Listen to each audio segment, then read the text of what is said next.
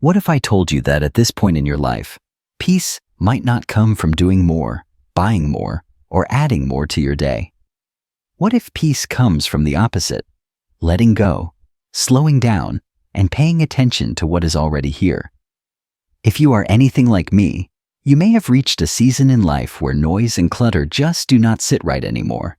You do not want another gadget, another errand, or another obligation. You want calm. You want meaning.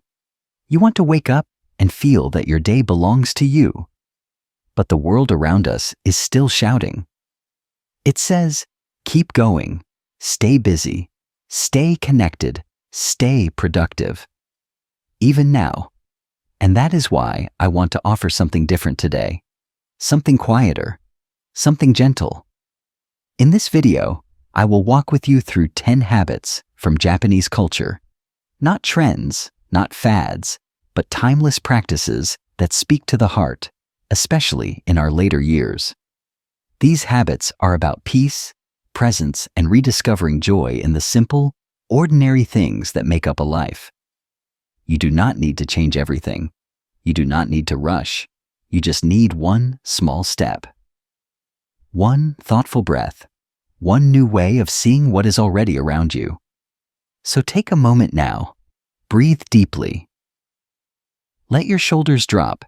You are in a good place, and you are not too late to begin. Let us begin this journey together. Habit 1. Wabishabi. Beauty in what's imperfect. As we grow older, we begin to see the world a little differently. We notice the cracks, the wear, the faded colors, and sometimes we are told to see these as flaws.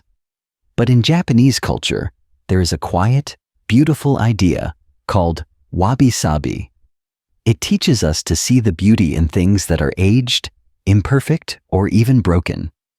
That old coffee mug with the chip in the rim, the rocking chair that creaks a little louder each year, the hands that now carry wrinkles instead of smooth skin. Wabishabi says, these are not signs of loss. They are signs of life. They are evidence of time, of experience, of love given and received.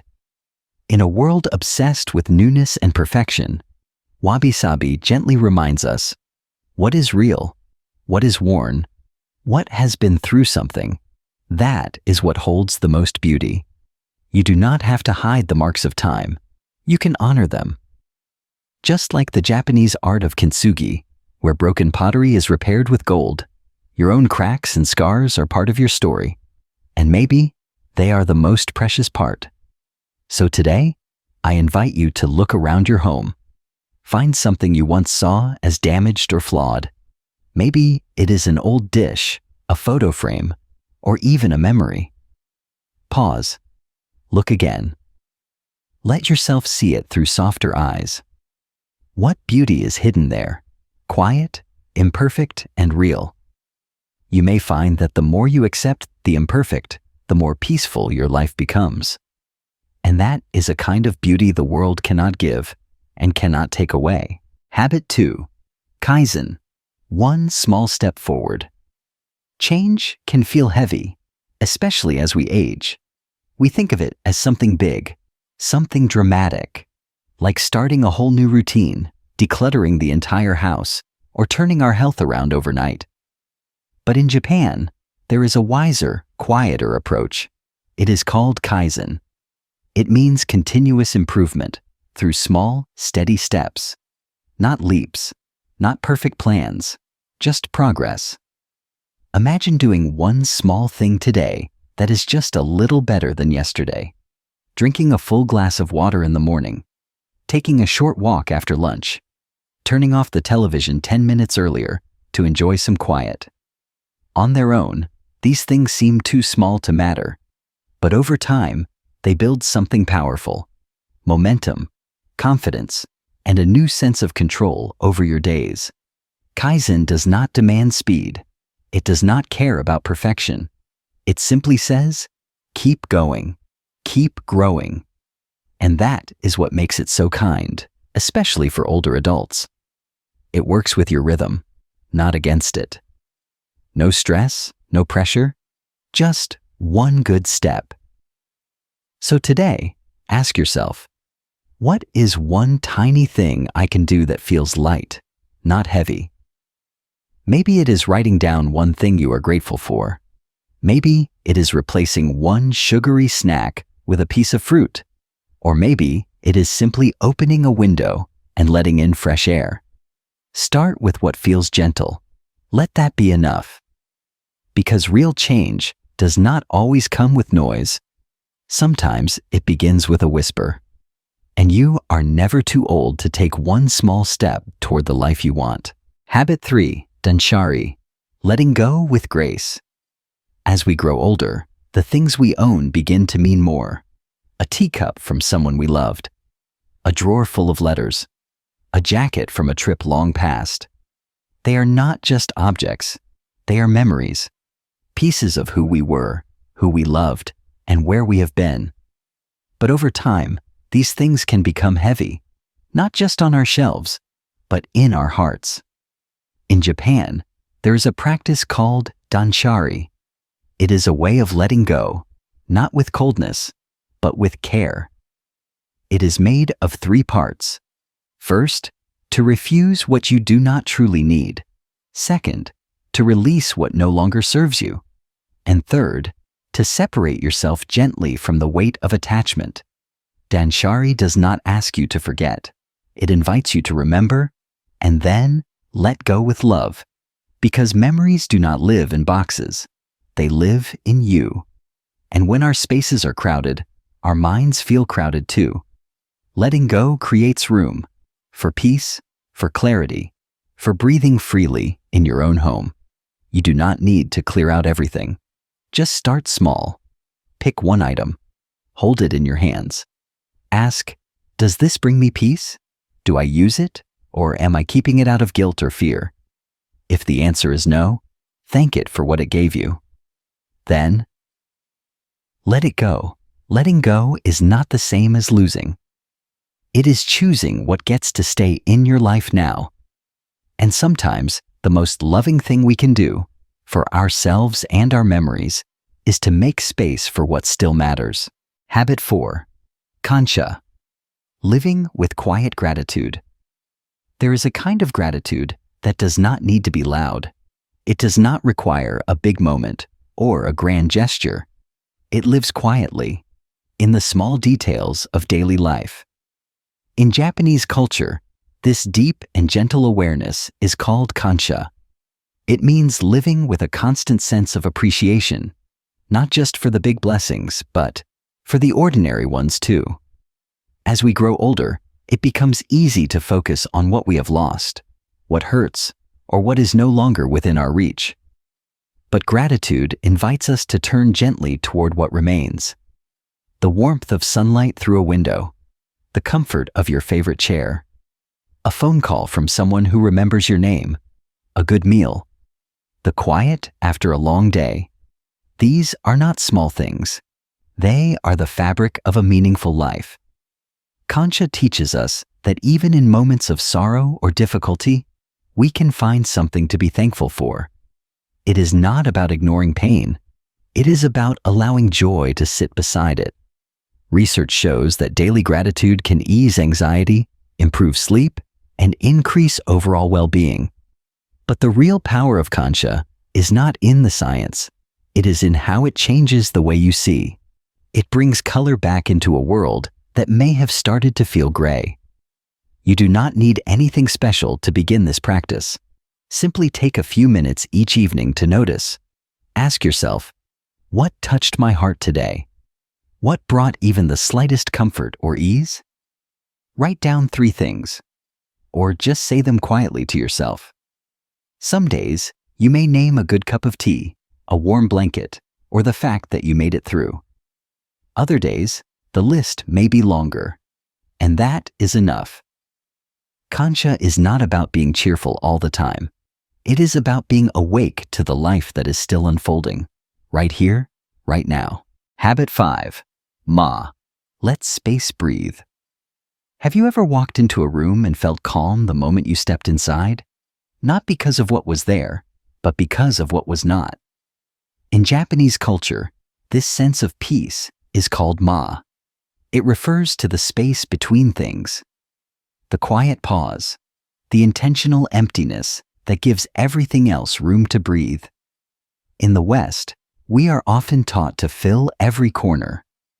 A blank wall feels like something is missing. A moment of silence feels uncomfortable. An unscheduled hour feels like a waste. But Ma offers a different wisdom. It says that space itself can be meaningful, that silence can be restful, that not every inch, every moment, every thought needs to be filled. In a traditional Japanese room, you might find a single flower in an alcove, or a bare wall with soft light falling across it. These spaces are not unfinished. They are complete in their simplicity. This idea applies to more than home design. It can reshape how we live. What if you left one shelf empty? What if you removed one task from your calendar? What if you let a moment pass without rushing to speak, explain, or fill the quiet? Ma is not about absence. It is about allowing presence. When we make space, we let life breathe again. We give ourselves permission to rest, to notice, and to feel less overwhelmed. You do not need to renovate your home or your schedule. Just begin with one simple choice. Leave one corner untouched. Say no to one unnecessary task. Let one quiet moment stay quiet. And in that space, you might discover something that has been waiting for you all along. Peace. Habit 6. Shukunin. Pride in the ordinary. In Japan, the word Shukunin describes a master craftsman, someone who dedicates their life to doing one thing with care, precision, and pride. But Shukunin is not just about pottery or woodwork or fine cuisine. It is a mindset, a way of approaching even the simplest tasks with full attention and quiet dignity. You might be thinking, I'm retired now. I am not building or creating much anymore. But the truth is, this spirit can live in every corner of your day. Folding a towel neatly, watering your plants with care, cooking a simple meal, and placing it gently on the table. These are not chores. They are small acts of presence. Shukunin teaches us that anything, no matter how ordinary, can become meaningful when done with love and focus. And the benefit is not just the result, it is how it makes you feel. Calmer, more grounded, more connected to your day and to yourself. There is a quiet satisfaction in doing something well, even if no one else sees it. And when life begins to slow down, these small rituals become anchors. They give rhythm to your days and a sense of purpose that does not depend on achievement or recognition. So today, choose one everyday task. It could be sweeping your porch, making your bed, or preparing a cup of tea. Do it slowly. Do it well. Let it matter, because when we bring care to the ordinary, we remind ourselves that no moment is too small to hold meaning. And life, at its best, is often made up of these very moments. Habit 7. Ichigo Ichie. This moment will not come again. There is a quiet truth that becomes clearer as we age. Time does not repeat itself. Even if our days seem similar, no moment ever happens the same way twice. That is the heart of a beautiful Japanese phrase, Ichigo Ichie, which means one time, one meeting. It reminds us that every encounter, every breath, every shared smile is once in a lifetime. When we were younger, we moved fast, always thinking about what came next, rushing through meals, half listening to conversations, watching the clock more than the person across from us. But now, life offers us a chance to do it differently, to sit fully in a conversation without checking the time, to truly taste our morning coffee, to look out the window and watch the rain, not as background, but as an experience. Ichigo Ichi teaches us to treat each moment as sacred, not someday, not special days, but this day. Right now. The next time you're with someone you care about, try slowing down. Look into their eyes, listen, laugh, be there, not just with your body, but with your attention. Even in solitude, this practice matters. Feel the warmth of the sun. Savor each bite of your meal. Let stillness have your full presence. You do not need to make every moment perfect. You just need to be in it. Because this moment, this breath, this day will not return. And when we begin to live that way, even the simplest things start to feel extraordinary. Habit 8. Shinron Yoku. Let nature heal you. There is something about being near trees that quiets the mind. Something about the sound of wind through leaves, the warmth of sunlight on your face, the scent of the earth after rain. In Japan, this experience has a name, Shinrin Yoku. It means forest bathing. But it is not about hiking or exercise. It is about being in nature with your full attention, allowing it to soothe you. And the best part is, you do not need a forest. A backyard, a city park, even a quiet balcony with a breeze can offer the same sense of connection. Nature does not rush. It does not judge. It simply exists. And when we spend time with it, we begin to remember that we too are part of something steady and alive. Modern studies show that spending just 20 minutes in nature can lower stress, reduce blood pressure, and lift your mood. But beyond the science, there is something deeper, a kind of remembering. A walk becomes more than movement. Sitting on the porch becomes more than rest. Watching a bird becomes a reminder that life continues, quietly, beautifully. So today, step outside, not to accomplish anything, not to check a box, just to be. Feel the breeze on your skin. Notice the color of the sky. Touch the bark of a tree. Let your senses open. Let nature do what it does best. Restore what the world has worn down. Because sometimes, the most healing place is not a doctor's office or a pharmacy. Sometimes it is a patch of grass, a quiet tree, or a moment under the open sky. Habit 9. Motei. Respect what you have. In a world that moves fast and constantly pushes us to buy more, upgrade often, and throw away what is no longer perfect, it is easy to forget the quiet value of what we already have. But in Japanese culture, there is a word that offers gentle resistance to this way of life. That word is motei. It carries a simple but powerful meaning. What a waste. But it is not said with scolding or shame. Instead, it is a soft reminder to treat everything around us with care, respect, and gratitude.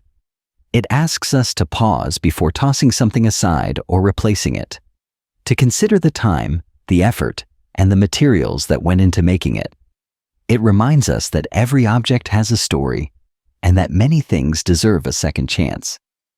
Motei is built on 4 small practices: reduce, reuse, recycle, and most of all, respect. Reduce what you bring into your life. Reuse what you already own. Recycle what can serve another purpose. And respect everything you touch. For older adults, this philosophy often feels natural. After all, we grew up learning to mend, to save, to repair. We know the value of a well-worn jacket or a wooden spoon that has stirred soup for years.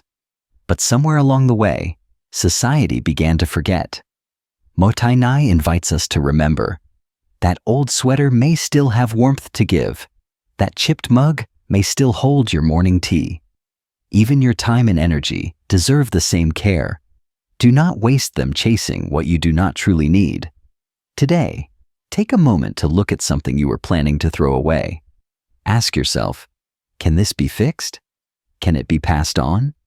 And when you are about to buy something new, pause. Are you filling a true need or just a temporary feeling?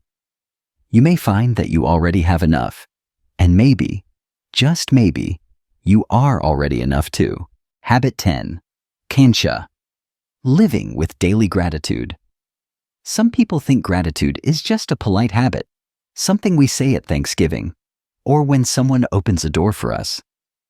But in Japanese culture, Kcha is much more than that. It is a quiet, daily practice, a way of noticing the blessings that surround us, even when life feels heavy. As we grow older, it becomes easier to focus on what has changed, what we have lost, or what we can no longer do.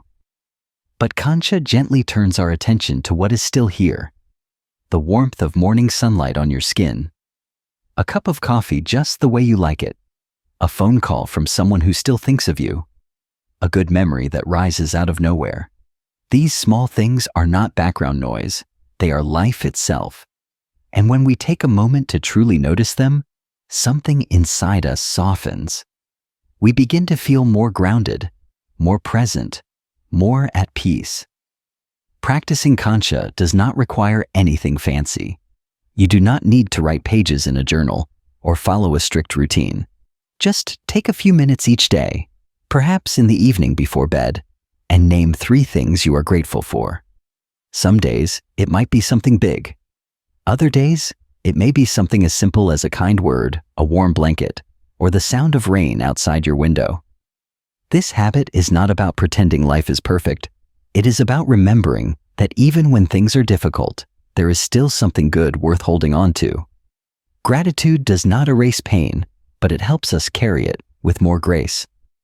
Studies show that practicing daily gratitude can improve sleep, reduce stress, and even boost your immune system. But more than anything, Kcha brings you back to this moment, to what is real, to what is enough, and to the quiet truth that every day holds a little light, if you are willing to see it. Bonus: a gentle way forward. How to begin when life feels full. Sometimes, after hearing about new habits or meaningful ways of living, we feel a quiet spark inside. A part of us says, yes, this is what I've been longing for. But then, another voice appears, one that whispers, where do I even begin? When life feels full, of routines, of objects, of unspoken emotions, it can be hard to take the first step. So here is something I want to offer you. Not a list, not a task, but a rhythm. A way to return to yourself, gently, every day. Begin in the morning with stillness. Just 3 minutes. Sit quietly. No need to fix anything. No need to analyze. Just sit. Breathe slowly. Let your body settle. If your mind wanders, that is all right. Gently bring it back to this moment. You have nowhere else to be right now. Nothing to prove. You're simply arriving in your own day. Then ask yourself one soft question. What do I want to bring into today? Not what do I need to finish? Not what do others expect? But what kind of energy, what kind of presence do I want to carry? Maybe it is patience. Maybe it is simplicity. Maybe it is quiet joy. Now choose one action, only one, that reflects that intention. It might be watering your plants with care, writing a letter to someone you have not spoken to in a while, sitting outside and listening to the wind, or simply cleaning one small corner of your home, not to get it perfect, but to create space. Throughout the day, when you feel pulled into old patterns, rushing, overthinking, worrying, come back to your breath. Back to this choice you made in the morning. You are not behind. You are right where you need to be. And in the evening, take a moment for reflection. No need for a journal, unless you enjoy it. Just sit with yourself for a moment. Ask, what did I notice today? Was there beauty in something small? Was there peace in a quiet pause? Was there gratitude in something you almost missed? This is how habits become something more than routines. They become a way of returning to presence, to peace, to the deeper rhythm beneath the noise. You do not have to change your whole life to begin living more fully.